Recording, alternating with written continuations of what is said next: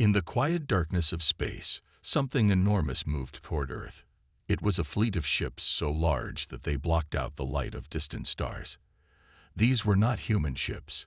They belonged to the Galactic Empire, a powerful group of aliens who ruled over many worlds.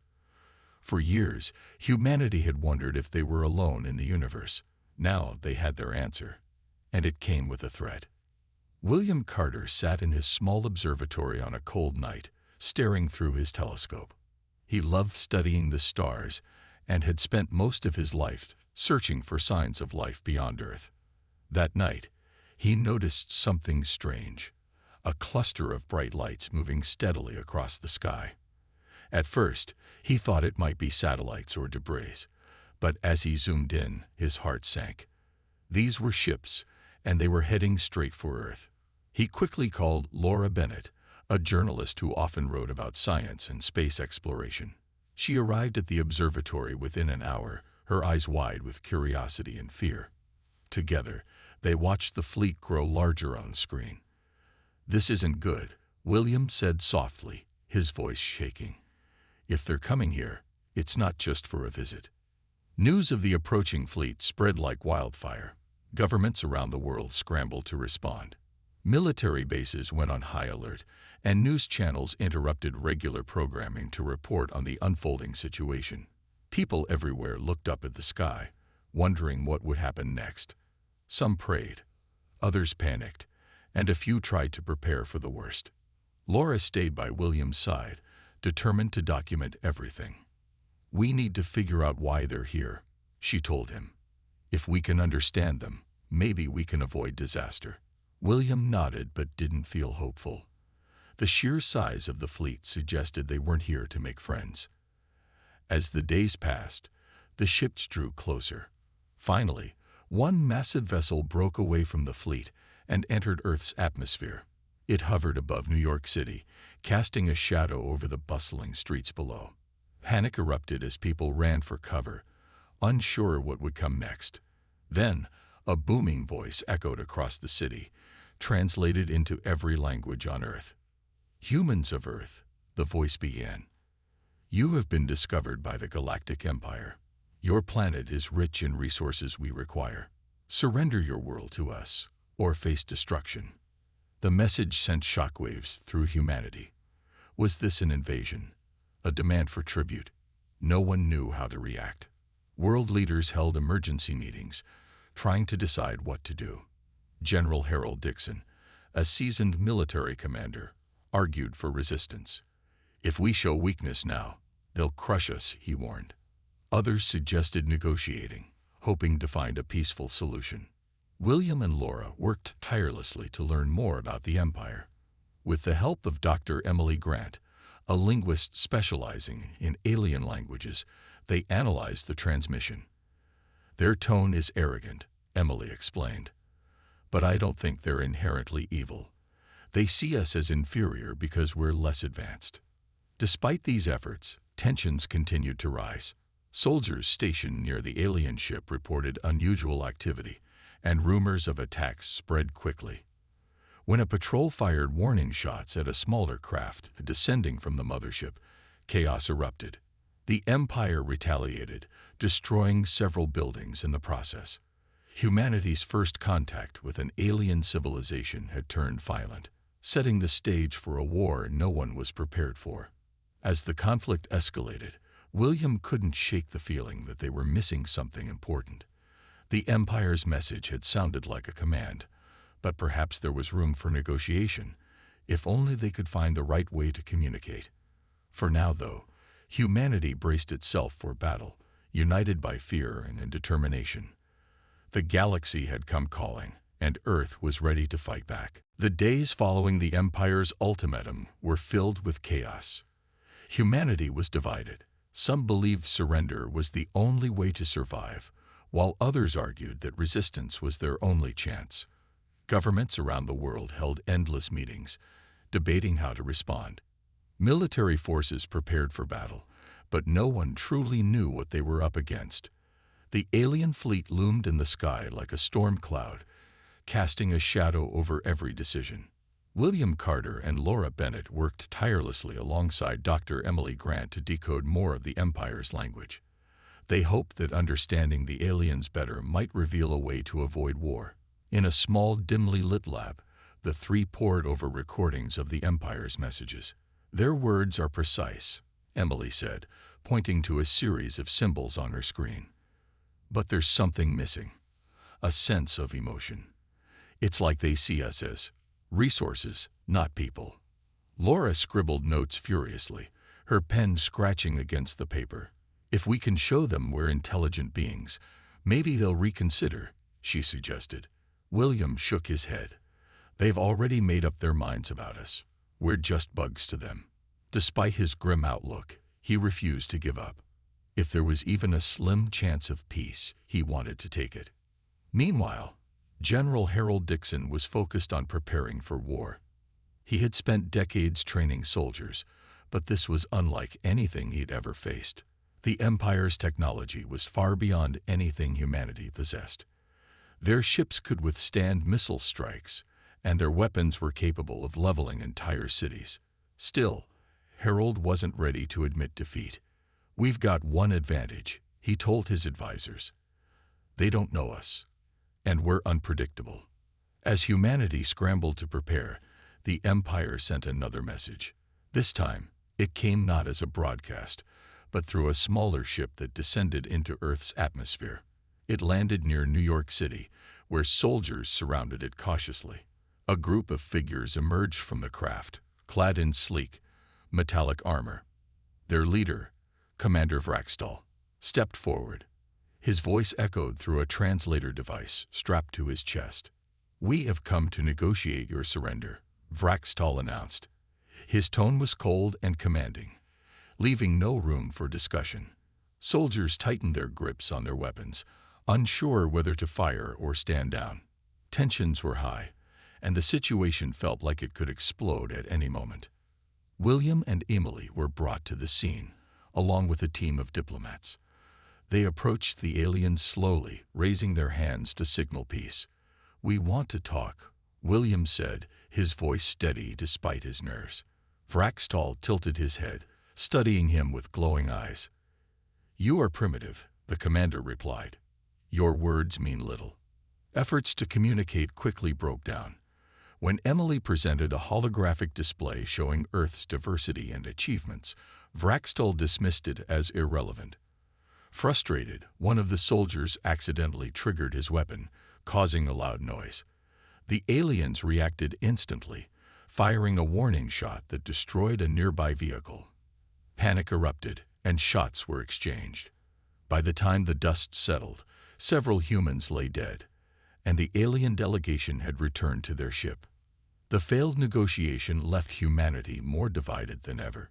Some saw it as proof that the Empire couldn't be reasoned with, while others believed the misunderstanding could have been avoided.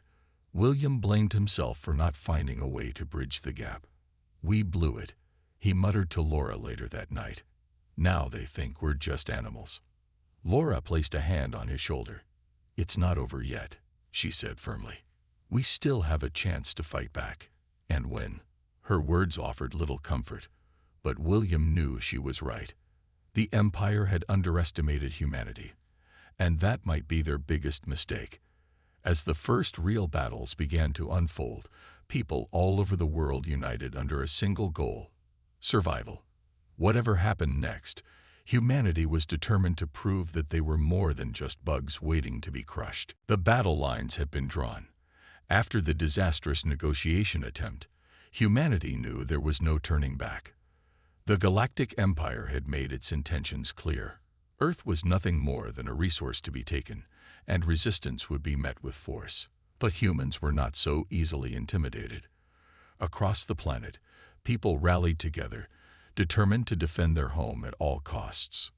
In New York City, where the failed meeting with Commander Vraxtal had taken place, soldiers worked around the clock to fortify defenses. Barricades lined the streets, and anti-aircraft guns pointed skyward, ready to fire at any alien ship that came too close. Lieutenant Rachel Monroe, a skilled fighter pilot, led a squadron of jets tasked with patrolling the skies. She had grown up dreaming of flying among the stars, but now her mission was far more urgent, keeping Earth safe. Rachel's days were long and grueling. She spent hours in the cockpit, scanning the horizon for signs of enemy movement. Her squadron practiced new tactics designed to outmaneuver the Empire's advanced ships. "Speed is our best weapon," she told her team during a briefing. "They're bigger and stronger, but we can hit them fast and get out before they react." The pilots nodded, though fear lingered in their eyes. None of them had faced an opponent like this before. Meanwhile, William Carter and Dr. Emily Grant continued their efforts to understand the Empire's technology. They studied fragments of the alien ship that had been damaged during the skirmish in New York. In a makeshift lab, they examined strange metals and circuits unlike anything found on Earth. "If we can figure out how their weapons work, maybe we can replicate them, or find a way to counteract them," Williams said, his hands trembling as he held a glowing shard. Laura Bennett stayed close by, documenting every step of their progress. She interviewed soldiers, scientists, and ordinary citizens, capturing their stories for the world to see. Her reports inspired hope, showing that even in the face of overwhelming odds, humanity refused to give up. One evening, as she sat with William and Emily, she asked, "Do you think we stand a chance?" William hesitated before answering.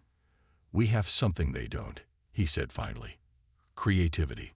They rely on brute force and superior tech, but we adapt. That's what humans do best." As preparations continued, General Harold Dixon planned a bold move. He ordered a surprise attack on one of the smaller alien vessels orbiting Earth. The goal was simple: gather intelligence and prove that humanity wasn't powerless. Captain Jason Brooks, a seasoned soldier known for his quick thinking, volunteered to lead the mission. Alongside him was a small team of experts, including Laura, who insisted on joining to document the operation. Under the cover of darkness, the team launched their assault. Using stealth technology borrowed from experimental military projects, they managed to sneak aboard the alien ship undetected. Inside, they discovered a maze of corridors filled with humming machinery and strange, insect-like drones. The air smelled metallic, and the silence was eerie. Every step felt like walking into a trap. Jason signaled for the team to split up. Some members focused on planting tracking devices, while others searched for valuable data. Laura followed closely behind Jason, her camera recording everything. At one point, she whispered, "This is incredible and terrifying." Jason nodded but kept moving, his eyes sharp for any sign of danger. Their luck ran out when they stumbled upon a group of alien engineers. The creatures turned toward them, their glowing eyes narrowing. Before anyone could react, alarms blared throughout the ship. "We've been spotted," Jason shouted. "Fall back." The team sprinted toward their exit point, dodging blasts from alien weapons. Laura tripped over a loose cable, twisting her ankle in the process. Jason paused, torn between completing the mission and saving her. "Leave me," she urged, but he shook his head. Grabbing her arm, he helped her limp toward the escape pod. By the time they returned to Earth, the mission was deemed both a success and a failure. They had retrieved critical information about the Empire's weak points, but also suffered casualties. For William and Emily, the data provided a glimmer of hope. For Laura, it was a reminder of how much was at stake. And for Jason, it was proof that humanity's greatest strength lay not in its weapons, but in its refusal to abandon one another, even in the darkest moments. The information recovered from the alien ship proved to be a turning point. Dr. Benjamin Hayes, a brilliant scientist who specialized in reverse engineering technology, worked tirelessly with William Carter and Dr. Emily Grant to analyze the data. The team uncovered weaknesses in the Empire's defenses, small but significant flaws that could be exploited. One discovery stood out. The Empire's ships relied on centralized control systems. If those systems were disrupted, entire fleets could be disabled. Lieutenant Rachel Monroe was among the first to hear about the breakthrough. "This is it," she said to her squadron during a briefing. "We've found their weak spot. Now we just need to hit them where it hurts." Her voice was steady, but her hands trembled slightly as she pointed to a diagram of an alien ship on the screen. "Their command hubs are located near the center of each vessel. If we can target those, we can cripple them." Rachel's plan was risky. The command hubs were heavily guarded, and reaching them required flying directly into enemy fire. But humanity had no choice. They couldn't win by playing it safe. With new weapons adapted from the alien tech, Rachel's squadron prepared for their most dangerous mission yet. Each pilot knew the odds were against them, but they also knew that failure wasn't an option. As the attack began, Rachel led her team into the heart of the Empire's fleet. The sky lit up with bursts of energy as alien ships fired at the tiny human jets. Rachel's heart pounded as she dodged one blast after another, her focus razor-sharp. "Stay close," she shouted over the comms. "We only get one shot at this." Behind her, the rest of the squadron followed, weaving through the chaos like sparks in a storm. One by one, they broke off to target different ships. Rachel zeroed in on a massive cruiser, its surface bristling with weapons. She activated the experimental pulse device mounted on her jet, a weapon designed to overload the Empire's control systems. Holding her breath, she fired. The effect was immediate. The cruiser shuddered, its lights flickering as its systems went haywire. Alien fighters scrambled to respond, but without central coordination, their movements became erratic. Rachel's team took advantage of the confusion, striking other ships with precision. For the first time, humanity tasted victory against the Empire. On the ground, General Harold Dixon watched the battle unfold from a command center. His face remained grim, even as reports of success poured in. "This isn't over," he reminded his staff. "They'll adapt, and when they do, we'll need to be ready." William and Emily monitored the battle from their lab, tracking the impact of their work. When the first cruiser fell, Emily let out a shaky laugh. "It worked," she whispered. "We actually did it." William nodded, though his expression was somber. "For now," he said, "but they'll come back harder next time." Laura Bennett documented the battle from a safe distance, her camera capturing the fiery explosions and daring maneuvers of the pilots. She felt a surge of pride watching Rachel and her team fight with such determination. Yet she couldn't ignore the cost. Several jets didn't return, their pilots lost in the void of space. As much as humanity celebrated its small victories, the war was far from won. That night, Rachel sat alone in the cockpit of her jet, staring at the stars. Her body ached, and her mind replayed every moment of the battle. She thought about the pilots who hadn't made it back, their faces etched in her memory. "We're still here," she muttered to herself, "and we're not giving up." Humanity's secret weapon wasn't just the stolen technology or clever tactics, it was resilience. The Galactic Empire had underestimated Earth's defenders, assuming they would crumble under pressure. What they hadn't counted on was the sheer willpower of humans to protect what mattered most. Every loss fueled their determination. Every victory strengthened their resolve. As dawn broke over the horizon, people around the world woke to news of the battle's success. Cheers erupted in cities and towns, but beneath the celebrations lay a sobering truth. The Empire wouldn't retreat easily. Still, for the first time since the aliens' arrival, hope burned brighter than fear. Humanity had proven it could fight back. And it wasn't done yet. The victory against the alien cruiser was a spark of hope, but it wasn't enough to turn the tide of the war. Humanity knew they needed more than just small wins. They needed to strike deep into the Empire's operations. That's when Captain Jason Brooks proposed a daring plan. A covert mission to infiltrate an Imperial supply depot located on the dark side of the moon. The depot was heavily guarded, but if they could sabotage it, they might cripple the Empire's ability to wage war. Jason assembled a team for the mission, selecting soldiers who were skilled, quick-thinking, and willing to take risks. Laura Bennett insisted on joining them, despite the dangers. "I need to see this," she told Jason. "The world needs to know what we're doing out there." Jason hesitated, knowing how dangerous the mission would be, but he eventually agreed. Her presence could help tell their story, if they survived. The team launched in a stolen alien shuttle, its design allowing them to blend in with the Empire's fleet. As they approached the moon, tension filled the cramped cabin. Jason reviewed the plan one last time. "We go in quiet," he said. "No heroics. If we're spotted, we abort." "Got it." Everyone nodded, though fear lingered in their eyes. They all knew the odds weren't in their favor. Once they landed, the team disguised themselves as alien workers using crude holographic devices reverse-engineered from captured tech. The disguises weren't perfect, but they hoped the dim lighting and chaos of the depot would hide any flaws. Moving cautiously through the facility, they discovered vast stores of weapons, fuel, and other resources.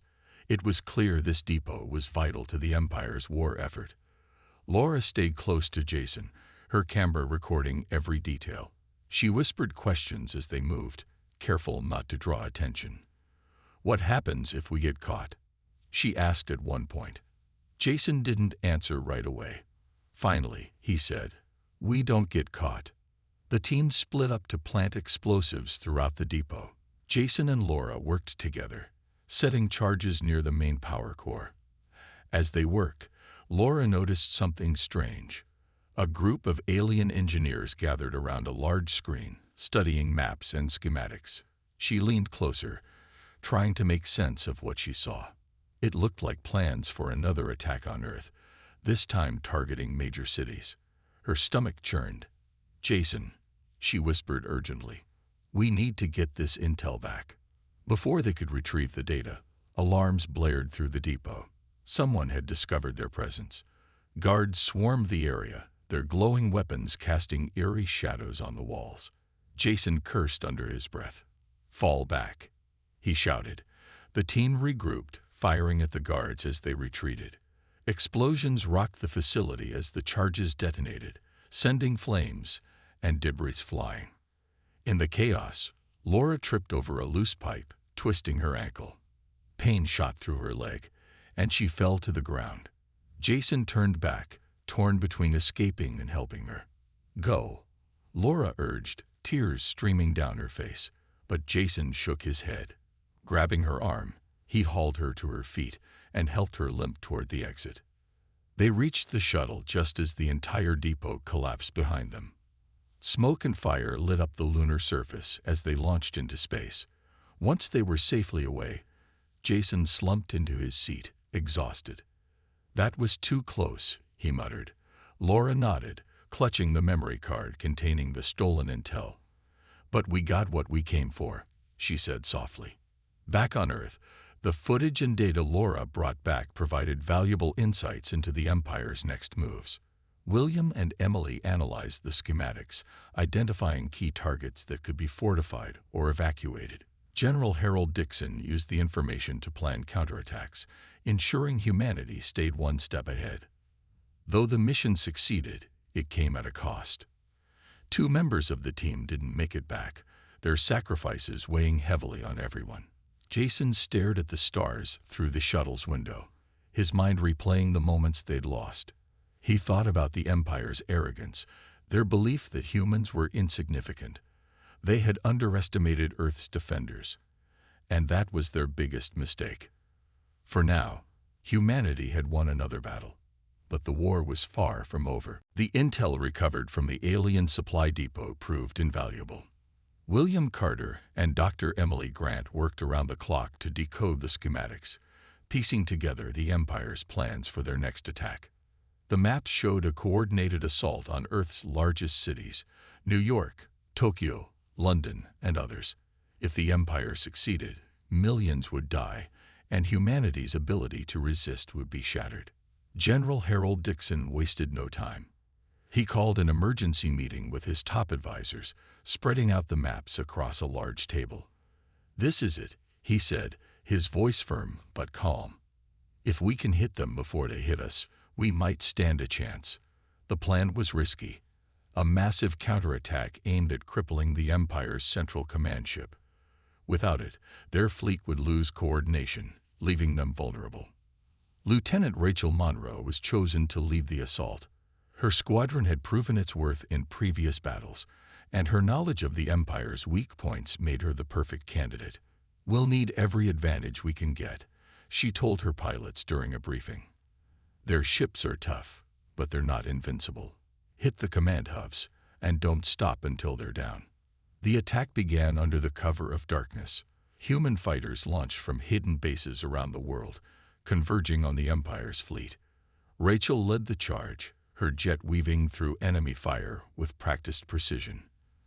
Behind her, dozens of other pilots followed, their engines roaring as they closed in on the central command ship, a massive vessel bristling with weapons and glowing with energy. As the battle raged, William and Emily worked alongside General Dixon to broadcast a message to the Empire. Using hacked communication systems, they sent images of the devastation caused by the war, not just on Earth, but within the Empire itself. Footage of alien casualties and destroyed ships played alongside scenes of human resilience. "See what your arrogance has cost you," William said into the microphone. "We're not just fighting for ourselves. We're fighting for peace." The message reached the Empire's homeworld, sparking unrest among their citizens. For years, they had been told that humans were primitive and unworthy of mercy. Now, they saw the truth. A species willing to fight for survival, even against impossible odds. Some began to question the war, while others demanded answers from their leaders. Back in space, Rachel's team fought fiercely to disable the command ship. Explosions lit up the void as human fighters dodged and countered alien attacks. One by one, they targeted the ship's critical systems, causing it to falter. Finally, Rachel fired a pulse weapon directly at the command hub, sending a shockwave through the vessel. Its lights dimmed, and its weapons went silent. The Empire's fleet scrambled to respond, but without central coordination, their movements became chaotic. Humanity seized the opportunity, launching a second wave of attacks to push them further back.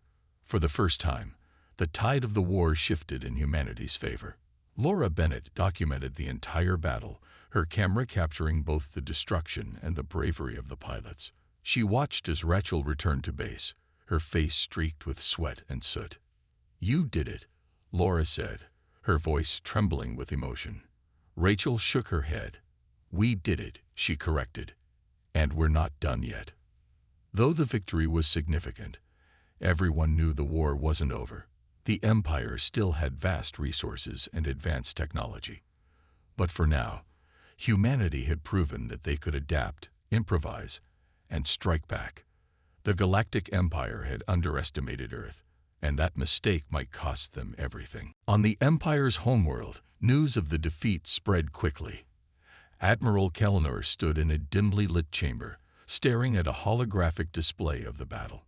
The central command ship, once the pride of their fleet, was now a crippled hulk adrift in space. Human fighters had outmaneuvered them, exploiting weaknesses the Empire hadn't even known existed.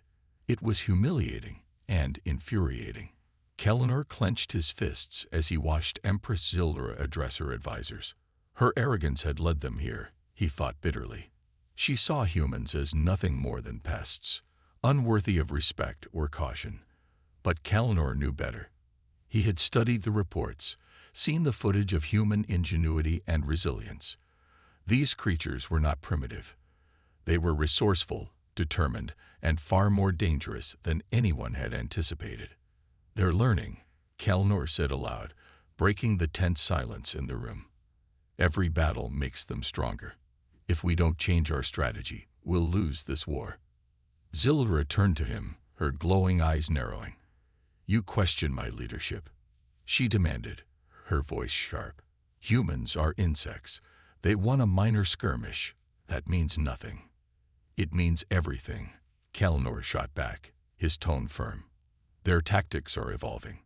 Their technology is improving. And now, thanks to your refusal to listen, they've sent messages to our people, turning them against us."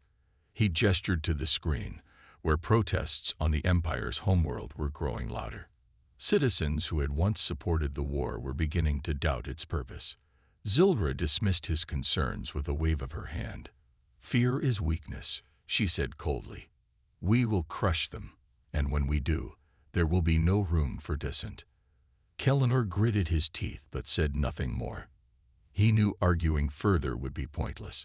Zildra's pride blinded her to reality, and that blindness would doom them all if left unchecked.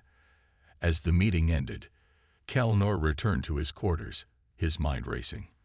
He couldn't stand by while the Empire marched toward disaster. Something had to be done. Meanwhile, on Earth, William Carter and Dr. Emily Grant continued analyzing data from the battle. They noticed something strange. Communications within the Empire seemed fractured, almost chaotic. "It's like they're arguing among themselves," Emily said, frowning at her screen. "Could we have caused a split?" William nodded slowly. "Maybe. If we can exploit that, we might be able to end this without more fighting." Laura Bennett arrived just as they were discussing their findings. She had spent hours editing footage of the recent victory, showing both the bravery of human forces and the growing unrest within the Empire. "People need to see this," she said. "If we can show the Empire's citizens that we're not monsters, maybe they'll pressure their leaders to stop." General Harold Dixon agreed. He authorized a new wave of broadcasts, using hacked channels to send messages directly to the Empire's population. Images of alien casualties played alongside speeches from human leaders calling for peace. "We don't want to destroy you." One message read, "We only want to live in peace." The impact was immediate. On the Empire's homeworld, protests grew larger and more vocal. Factories producing weapons slowed as workers refused to support a war they no longer believed in. Even some military commanders began questioning orders, unsure whether continuing the fight was worth the cost. Back in space, Lieutenant Rachel Monroe prepared her squadron for another mission. Though the Empire's fleet had retreated, she knew they wouldn't stay away for long. "Stay sharp," she told her pilots. "They'll regroup, and when they do, we need to be ready." As humanity braced for what came next, Kellenor made his move. Gathering loyal officers who shared his concerns, he staged a coup, overthrowing Zildra and taking control of the Empire. His first act as leader was to order a full retreat from Earth's solar system. Humanity had proven too unpredictable, too dangerous to continue fighting. For now, the war was over, but everyone knew it wasn't truly finished. The Empire still loomed in the stars, watching and waiting, and humanity, battered but unbroken, looked to the future with cautious hope. The Empire's retreat was sudden and unexpected. One moment, their ships hung menacingly in Earth's orbit, and the next, they were pulling back, vanishing into the vastness of space. Humanity watched in stunned silence as the alien fleet disappeared beyond the moon, leaving behind a planet scared but still standing. Cheers erupted in cities around the world, but for those who had fought on the front lines, the mood was more somber. They knew the war wasn't truly over, just paused. Admiral Kellenor's coup had shaken the Galactic Empire to its core. Back on their homeworld, he addressed his people, his tone calm but firm. "The humans are not what we thought," he said, his holographic image projected across every screen. "They are clever, resilient, and unwilling to surrender. Continuing this war would cost us dearly. For now, we retreat, but we must prepare for the future." His words did little to quell the unrest spreading through the Empire. Citizens demanded answers about why they had been dragged into a costly conflict with an enemy they barely understood. Factories that once churned out weapons now sat idle, their workers refusing to return until given a reason to trust their leaders again. Even within the military, dissent grew. Many soldiers questioned whether the Empire's arrogance had blinded them to the dangers of underestimating humanity. On Earth, General Harold Dixon called a meeting with his top advisors. "This isn't victory," he warned. "It's a reprieve. The Empire will come back stronger, and we need to be ready." Plans were drawn up to fortify Earth's defenses and accelerate research into alien technology. William Carter and Dr. Emily Grant worked tirelessly to reverse engineer captured equipment, hoping to give humanity an edge if the Empire returned. Laura Bennett continued documenting everything, her reports reaching millions of people worldwide. She interviewed soldiers, scientists, and ordinary citizens, capturing their stories of survival and resilience. Her latest piece focused on Admiral Kellner's rise to power and the fractures within the Empire. "They're divided," she wrote, "and division is weakness. If we play our cards right, we might never have to fight them again." Lieutenant Rachel Monroe spent her days training new pilots, teaching them the tactics that had won battles against the Empire. "We got lucky," she told her squadron during one session. "But luck doesn't last forever. We need to be smarter, faster, and better prepared than ever before." Her words carried weight, especially among younger recruits who had seen the devastation firsthand. William and Emily made a breakthrough while studying the Empire's communication systems. They discovered a way to monitor their transmissions, giving humanity a window into their plans.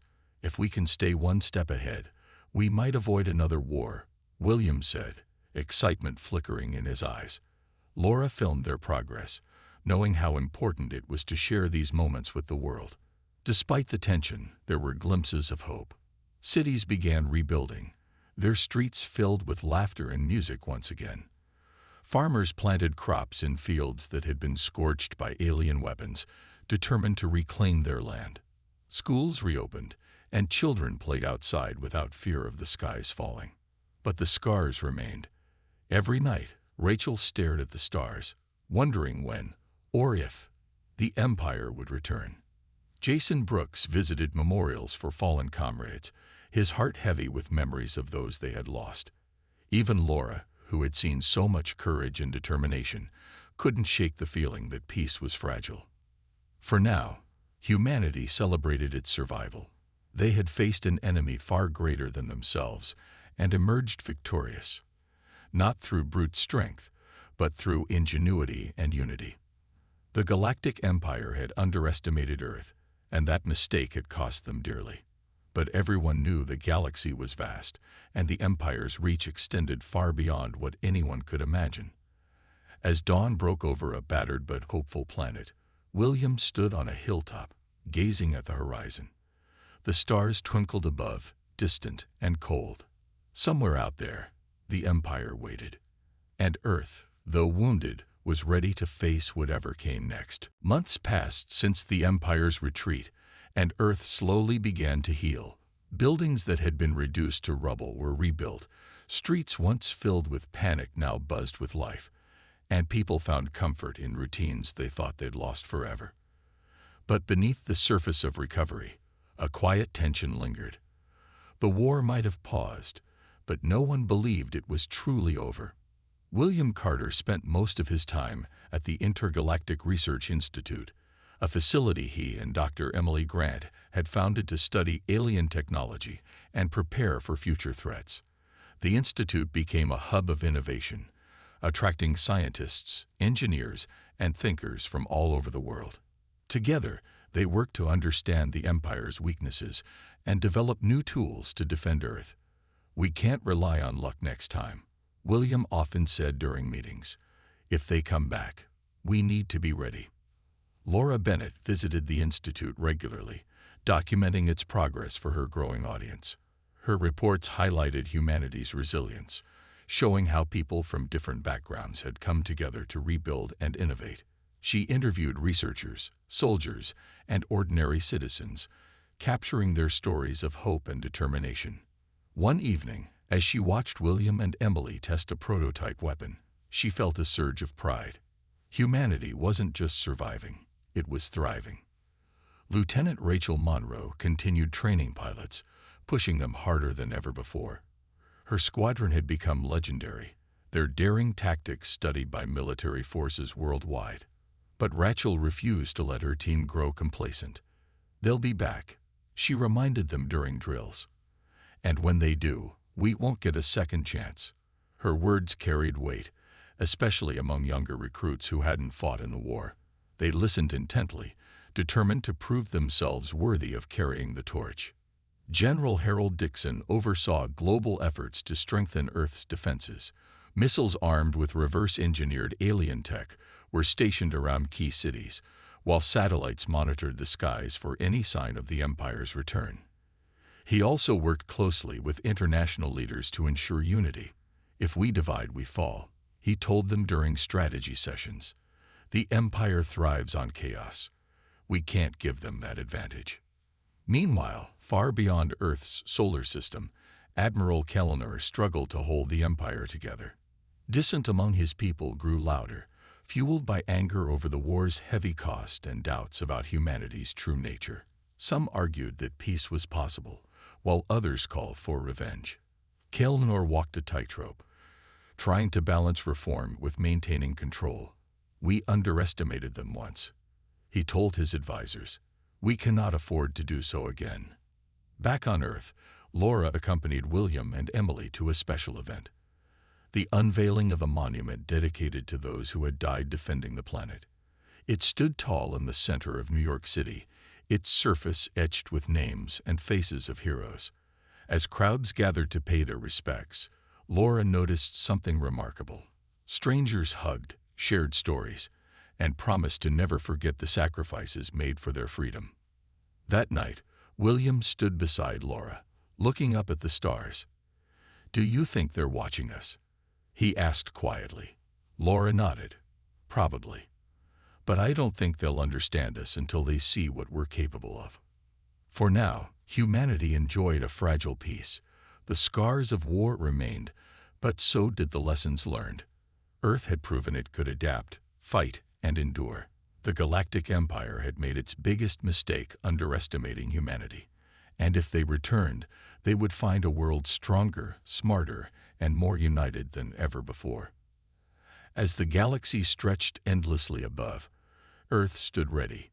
Whatever came next, humanity would face it together, driven by hope and the unshakable belief that even the smallest light could shine brightly against the darkness. Years passed since the Empire's retreat, and Earth transformed in ways no one could have imagined. The scars of war remained, but they became reminders of resilience rather than destruction. Cities flourished with new ideas, blending human ingenuity with alien technology. Skyscrapers gleamed under the sun, powered by energy systems once thought impossible. Humanity had taken the Empire's arrogance and turned it into opportunity. William Carter and Dr. Emily Grant continued their work at the Intergalactic Research Institute, which had grown into a global symbol of hope and progress. Their team developed breakthroughs that changed life on Earth: clean energy sources, advanced medical treatments, and even faster-than-light travel prototypes. "We're not just preparing for war anymore," William said during a press conference. "We're building a future where we don't need to fight." Laura Bennett published her final report on the war, a book titled *Stars and Shadows*. It told the story of humanity's struggle against the Galactic Empire, highlighting moments of courage, loss, and triumph. Her words inspired millions, reminding them of what they had overcome. "This isn't the end of our story," she wrote in the closing chapter. "It's the beginning of something greater."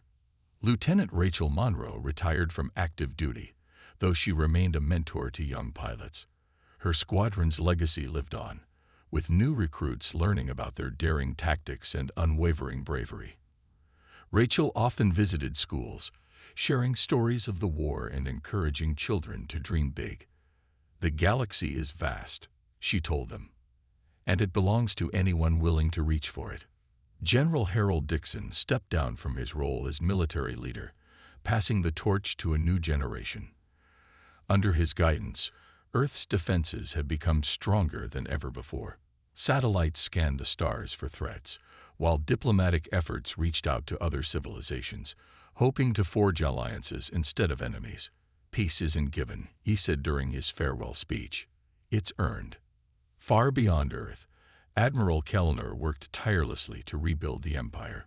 He faced constant challenges, from rebellious factions to dwindling resources, but he also implemented reforms, striving to create a society less reliant on conquest and more focused on cooperation. Though many doubted his vision, others began to see the value in change. Slowly, cracks within the Empire started to heal. One day, a signal came from deep space, a message from the Empire addressed to Earth. It wasn't a threat or a demand, but an acknowledgement of humanity's strength.